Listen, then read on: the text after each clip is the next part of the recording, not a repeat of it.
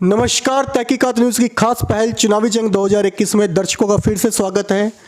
आज हम आए हैं जाले क्षेत्र के एक पंचायत में, जहां पर मूलभूत सुविधाओं का आज भी अभाव है। जब हम सड़कों पर निकले हैं तो यहाँ की सड़कें ऐसी सड़कें हैं जहां पर आप बरसात तो क्या आप आम दिनों में चल भी नहीं पाएंगे। तो यहाँ पर मुखिया जी ने पिछले 5 सालों में शायद विकास को कार्य नहीं किए। इस पंचायत में शायद 5 साल में मुख्य पंचायत विकास ना होकर मुखिया जी का विकास ही हुआ। तो आइए जानते हैं एक उम्मीदवार से मिलके कि पिछले 5 सालों में इस पंचायत विकास क्यों नहीं हो पाया, और अगले 5 सालों में आप मुखिया बन जाते हैं तो आप क्या क्या करना चाहेंगे जो पिछले 10, 20 या 25 साल से इस पंचायत में नहीं हो पाया है। तो आइए मुलाकात करते हैं उम्मीदवार जी से। नमस्कार सर। नमस्कार जी। आपका शुभ नाम? मोहन गुप्ता। मोहन गुप्ता जी, आपकी पंचायत का नाम क्या है? करबा तरियानी पंचायत। करबा तरियानी पंचायत। इस पंचायत की बात करें तो इस पंचायत में लगभग कितने गांव पड़ते हैं आपके? इस पंचायत में लगभग 6 गांव हैं। नाम क्या है? करबा, करदहुली, तरियानी, पनिहारा, रजौन, सिसौनी। मतलब 5 गांव की पंचायत होती है। तो यहाँ पर अगर बात करें तो आबादी कितनी होगी? यहाँ पे आबादी 7,000 के लगभग में है वोटर। 7,000 वोटर हैं और आबादी की लगभग 10-12 हज़ार। जी। इस पंचायत के अंदर मूलभूत सुविधाएं क्या क्या हैं? यहाँ पर क्या सारे वार्डों के अंदर नल जल हैं? 13 के 13 वार्ड के अंदर नहीं, कुछ ही वार्ड में जल नल का जो काम हुआ, बाद बाकी सब अधूरा ऐसे ही पड़ा हुआ है। तो ऐसे क्या कारण रहे कि सरकार के द्वारा जो इनकम टैक्स के लोगों को पैसा इकट्ठा होता है वो पैसा पंचायत विकास के लिए दिया जाता है, उसके बाद भी पंचायती विकास नहीं हो पा रहा है। 18 से 20 लाख एक नल जल पे खर्चा जा रहा है, परंतु नल जल नहीं चल पा रहा है। इस समय जो मुखिया जो प्रतिनिधि थे जो पहले, उन्होंने इस सब को ध्यान नहीं दिया और कहीं से कोई भी तरह की जो पूछताछ होती है, जैसी इंक्वायरी होती है, इस सब में कमी रहा, जिसके कारण जल नल का काम सुचारू रूप से नहीं हो पाया।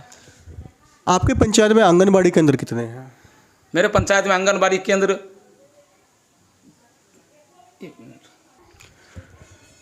कितने आंगनबाड़ी केंद्र हैं?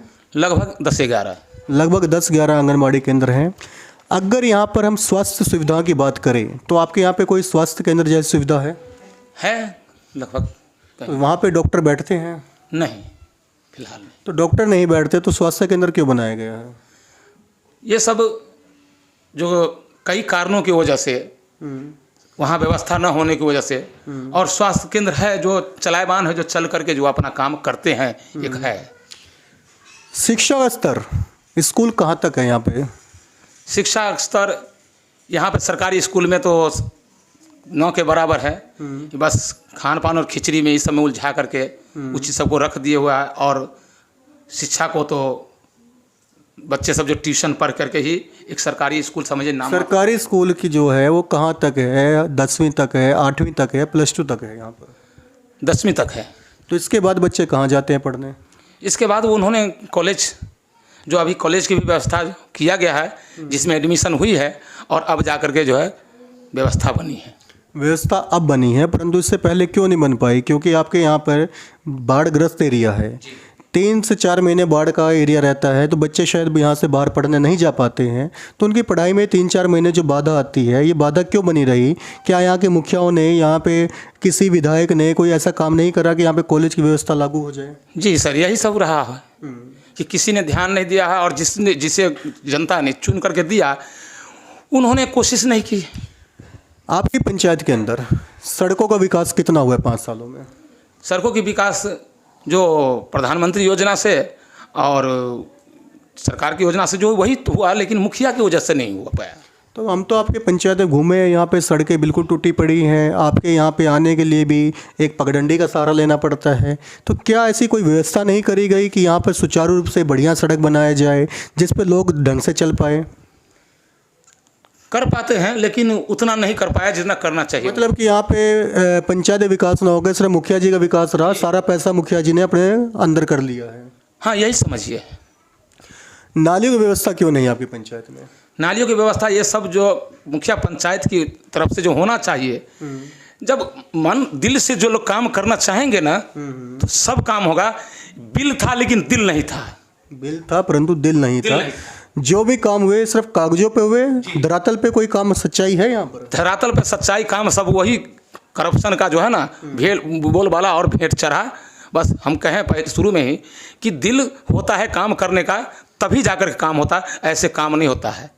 और आपने करप्शन की बात करी, सरकार की बहुत सारी योजनाएं चलती है।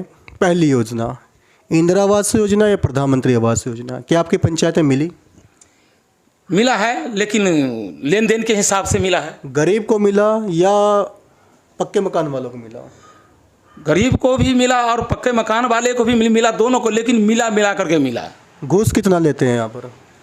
यहाँ पे ये तो खैर हम नहीं कह सकते, लेकिन बिना लिए हुए काम हमें, देखिए सबसे बड़ा अफसोस इस बात की है कि हम जब कोई काम करते हैं हमारी जांच क्यों नहीं होती। जहाँ तक हमने आपकी जनता से बात करी है तो यहाँ पर पता लगा है कि इंदिरा आवास के अंदर 25,000 रुपये घूस देना पड़ता है। अगर आप घूस देंगे तभी आपको इंदिरा आवास मिलेगा, अगर आप घूस नहीं देंगे तो आपको इंदिरा आवास के नाम काट दिया जाएगा। क्या सच्चाई है? ये गलत हो रहा है। गलत हो रहा है, सरासर गलत हो रहा है। मतलब ये सच्चाई है कि यहाँ पे घूस लिया जा रहा है जी। चलिए, दूसरी सरकार की योजना टॉयलेट योजना, परंतु यहाँ पर जब सड़कों पे निकले हैं तो लगता है कि सुबह शाम लोग सड़क पे ही टॉयलेट करते हैं। क्या टॉयलेट योजना आपकी पंचायत में नहीं बांटी गई है? जी, टॉयलेट योजना पंचायत में बांटा गया है, लेकिन लोगों तक जो पहुंचना चाहिए वो कार्य को लेकर के करने वाले को, उसमें कमी रही। तो 12,000 में से कितना घूस लेते हैं यहाँ पर? 12,000 में से घूस नहीं, यानी योजना ही नहीं पहुंच पा रहे हैं तो घूस की क्या बात हो। ये सब है, चढ़ावा बेगर काम नहीं कर पाता, ये दुर्भाग्य है। 2 से 2,500 रुपये आपके पंचायत में घूस लिया जा रहा है, आपको पता है इस बात का?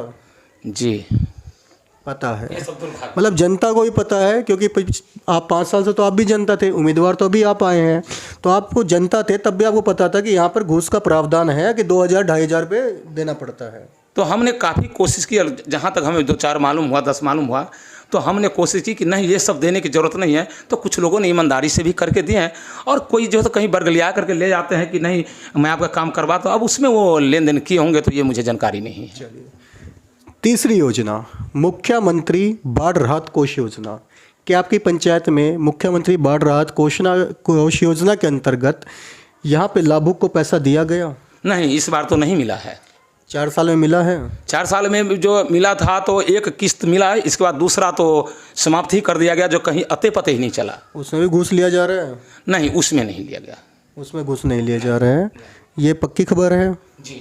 चलिए, 2021 चुनाव आ गया है, 15 नवंबर का आप लोगों को चुनाव है।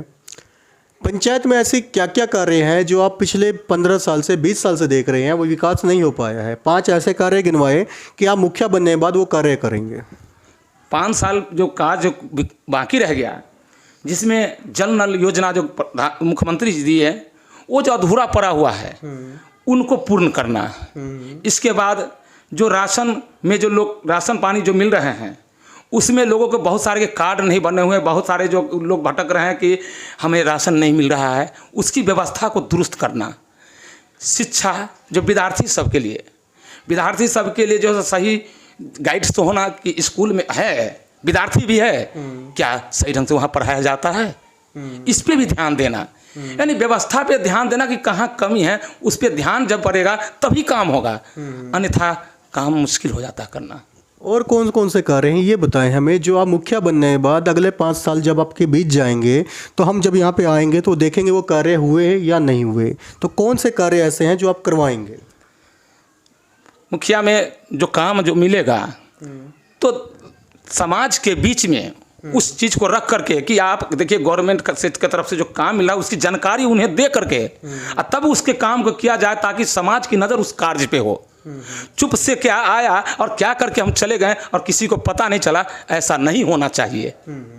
जनता को जानकारी के बाद और तब उस काम को किया जाए, ताकि जनता को पता चले कि हमारा काम भी आया है और हो भी रहा है।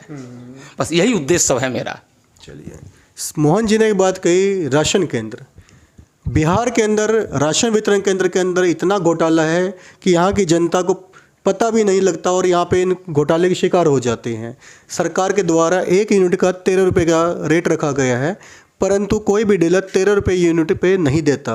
सब डीलर 17, 18 या 19 रुपये यूनिट पे देते हैं और सामान में भी वज़न में भी बड़े कम कर देते हैं कि अगर आप 18 रुपये यूनिट भी ले रहे हैं, आपसे पैसे भी ज़्यादा ले जा रहा है और आपका जो सामान का वज़न आप घर करते हैं तो आधा किलो या 1 किलो कम मिलता है।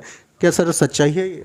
जी सच्चाई तो है, यही सब तो ध्यान देने की चीज़ है प्रतिनिधि जो बनने के बाद। आने वाले चुनाव के लिए और आने वाले त्यौहार के लिए आप अपने पंचायत वासियों को क्या संदेश देना चाहते हैं? मैं अपने पंचायत वासियों से यही कहना चाहता हूँ कि आप जागिए और जागते हुए एक अच्छा स्वच्छ ईमानदार को चुनिए। और जमाना बहुत काफ़ी आगे चल चुका है, इसलिए यूथ जनरेशन जो है, नया लुक जो है, उससे पे ध्यान दिए और आपके जागृति में ही ये काम हो सकता है। अन्यथा आप भूल करके और किसी को करप्शन करने का मौका ना दे। आप जगे रहिएगा तो आपका सिस्टम जगा हुआ रहेगा और आपका व्यवस्था बहुत बढ़िया से होता रहेगा। इसलिए जनता को जागना होगा, जनता को जागना होगा। और आने वाले त्यौहार, जो त्यौहार नज़दीक आ रहे हैं, उसमें भी कोई संदेश देना चाहते हैं जनता को? छठ और दीपावली की जो पर्व आ रहे हैं, इस पर्व में जो हर्षोल्लास जो है, और इस हर्षोल्लास के मनाते हुए मैं यही कहूँगा कि सभी के घर में दीपावली की शुभकामनाएं हों और छठ मैया की आशीर्वाद सब में बना रहे, यही शुभकामनाएं हमारी तरफ से पूरे जनता परिवार को है। चलिए, तहकीकात न्यूज़ में समय देने के लिए आपका बहुत बहुत धन्यवाद। नमस्कार जी, प्रणाम, जय बजरंग। ये थे मोहन जी, जिन्होंने बहुत अच्छी बातें कही। पंचायत में इस बार जागने की, जनता को जागना पड़ेगा, क्योंकि पिछले 15 साल या 20 साल से जो भी मुखिया बने हैं शायद उन्होंने वो काम नहीं कर पाए। इन सड़कों पे आप लोगों को ही चलना पड़ता है जिन सड़कों पे चलने की व्यवस्था नहीं है। नल जल की व्यवस्था इसलिए सरकार ने लागू किया था क्योंकि नलके के अंदर पानी में बहुत गंदी मात्रा में पानी आता है जो बरसात के सीज़न में होता है। 3 से 4 या 5 महीने यहाँ बरसात का सीज़न रहता है, तो सरकारी नल जल इसीलिए लाया गया था कि आप उस कभी भी पानी पिए तो आप स्वच्छ पानी पीजिए। परंतु यहाँ के मुख्य प्रतिनिधि या ऊपर से भी कुछ सिस्टम गड़बड़ चलते हैं, जिसके कारण नल जल व्यवस्था यहाँ पे आज तक नहीं चल पाई। जिस नल जल पे 10 से 12 लाख का खर्चा होना चाहिए था, उस पर 18 से 20 लाख का खर्चा करने के बाद भी वो नल जल योजना नहीं चल पा रही है। तो मोहन गुप्ता जी आपके जो हैं बहुत ही कर्मठ उम्मीदवार हैं। इन्होंने जिस प्रकार हमसे बात करी और इन्होंने इंटरव्यू से पहले बताया था कि ये एक ऐसी पंचायत है जहाँ पर सब धर्म के लोग, हिंदू मुस्लिम सब मिल के रहते हैं। अब दिवाली के त्यौहार आ रहे हैं, हिंदू मुस्लिम सब भाई मिलकर दिवाली मनाएंगे, छठ मनाते हैं। तो आने वाले चुनाव में इनका ध्यान रखें, इनको भारी वोटों से चुनाव जितवाएं और जुड़े रहे हमारे न्यूज़ तहकीकात के साथ।